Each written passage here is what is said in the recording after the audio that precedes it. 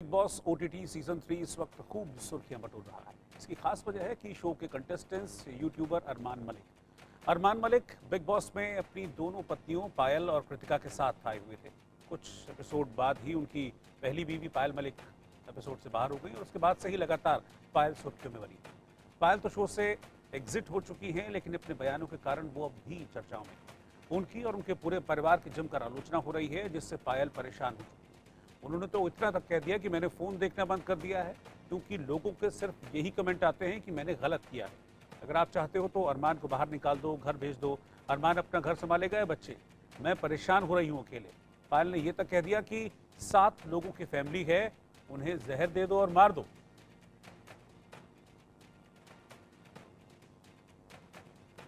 पायल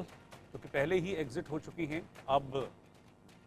कि ट्रोल हो रही है एग्जिट होने के बाद। जिस तरह के कमेंट उन्होंने किए थे बिग बॉस ओटीटी सीजन 3 से बाहर होने के बाद, अपने कमेंट्स के चलते पायल अब ट्रोल हो रही है और इसी ट्रोलिंग से परेशान होकर उन्होंने सोशल मीडिया पर एक लंबा चौड़ा पोस्ट लिखा है और इस पोस्ट के जरिए वो जाहिर करने की कोशिश कर रही हैं कि उन्हें बेवजह ट्रोल किया जा रहा है, परेशान किया जा रहा है और इस परेशानी से वो इतनी परेशान हैं कि उन्होंने ये कह दिया कि उन्हें जहर दे देना चाहिए।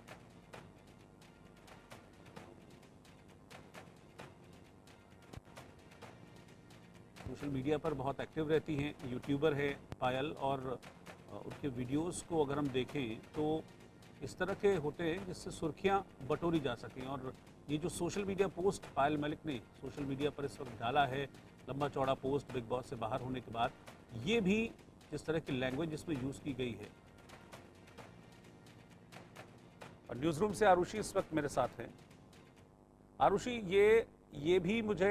ऐसा लग रहा है कि बिग बॉस से बाहर हो चुकी हैं पायल, लेकिन सुर्खियों में बनी रहना चाहती है कि चलो कम से कम जब तक बिग बॉस चल रहा है चर्चा होती रहे मेरी। इस पोस्ट को मुझे लग रहा है कि इसी तरह से कंपेयर किया जा सकता है। बिल्कुल सही कह रहे हैं, क्योंकि पायल मलिक ने जिन शब्दों का चयन किया है इस पोस्ट में, उन्होंने दरअसल एक व्लॉगिंग की है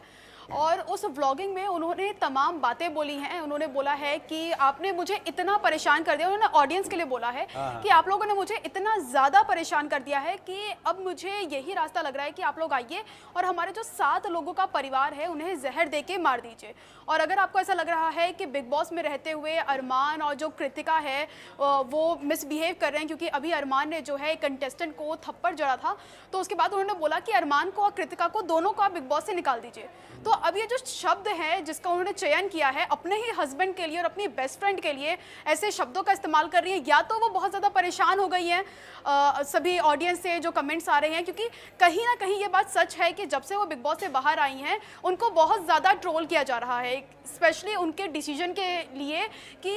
एक तो अरमान मलिक पायल से शादी करने से पहले ऑलरेडी शादीशुदा थे, उसके बाद फिर पायल उनकी सेकंड वाइफ है, उसके बाद उनको 6 दिन के अंदर प्यार हो जाता है कृतिका मलिक से जो कि पायल की बेस्ट फ्रेंड है। उसके बाद फिर कृतिका और अरमान एक शादी के बंधन में बन जाते हैं बिना पायल को इन्फॉर्म किए।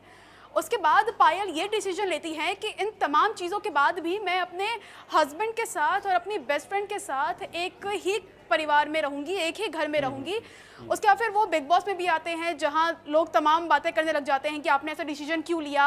आप चाहती तो आप मूव आउट कर सकती थी, आप छोड़ सकती थी इमरान को, लेकिन ऐसा नहीं किया उन्होंने। तो इस वजह से कहीं ना कहीं वो बहुत ज़्यादा परेशान भी हैं। और उन्होंने व्लॉग में एक बात और बोली, उन्होंने ये बोला कि ये जो पूरा सिनेरियो है बिग बॉस का अब मेरे निकलने के बाद से, ये इतना पिस कर रहा है मुझे कि मैंने अब बिग बॉस देखना ही छोड़ दिया है। मैं टीवी भी नहीं देखती हूँ, ना मैं कोई पोस्ट देखती हूँ। तो इससे कहीं ना कहीं पता चल रहा है कि उनको इस बात का गुस्सा है। लगता है कि एक ट्रेंड बना हुआ है। एक ट्रेंड ये है कि कहते हैं ना कि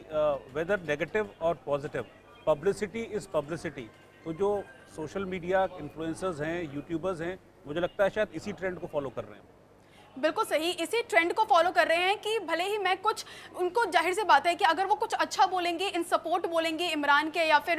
कृतिका के, तो वो कोई नहीं दिखाएगा। इसलिए जब से वो बाहर निकली है वो उन्हीं चीज़ों के बारे में बात कर रही है जिस बारे में ऑडियंस सुनना चाहती है, कि उन्होंने आखिर कृतिका को और इमरान को एक सेकेंड चांस क्यों दिया, अरमान को माफ़ करिए, अरमान को एक सेकंड चांस क्यों दिया, और उसके बाद भी वो अपने परिवार को छोड़ के आई, लेकिन फिर भी उन्होंने अरमान को और कृतिका को वो रिस्पेक्ट देती हैं, और एक पहली वाइफ होने के बाद भी शो से पहले उनको निकाला गया। कृतिका अभी भी शो में बनी हुई है, और कहीं ना कहीं कृतिका को उतना हेट और उतनी नफरत नहीं मिल रही है जितनी नफरत पायल को मिल रही है,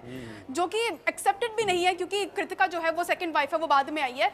तो इसीलिए वो जानबूझ के ऐसे शब्दों का प्रयोग करें, क्योंकि एक ब्लॉगर भी है, उनके मिलियंस में उनके फॉलोअर्स हैं, उनके सब्सक्राइबर्स मिलियंस में हैं, लोग बहुत पसंद करते हैं, उनका वीडियो देखना बहुत पसंद करते हैं, इसलिए वो कंटेंट भी ऐसा चूज करती हैं कि वो घर का कलेश दिखाती हैं, क्योंकि उनको पता है कि लोगों को ही देखना है। अच्छा, एक बहुत इंटरेस्टिंग ट्विस्ट है इनके इस पूरे स्टोरी में कि लोग अब ये भी बोल रहे हैं कि हो सकता है कि कृतिका और पायल लेस्बियन हो, लेकिन इस पे भी उन्होंने चुप्पी तोड़ी। उन्होंने इस पे भी एक बयान दिया है। उन्होंने बोला है कि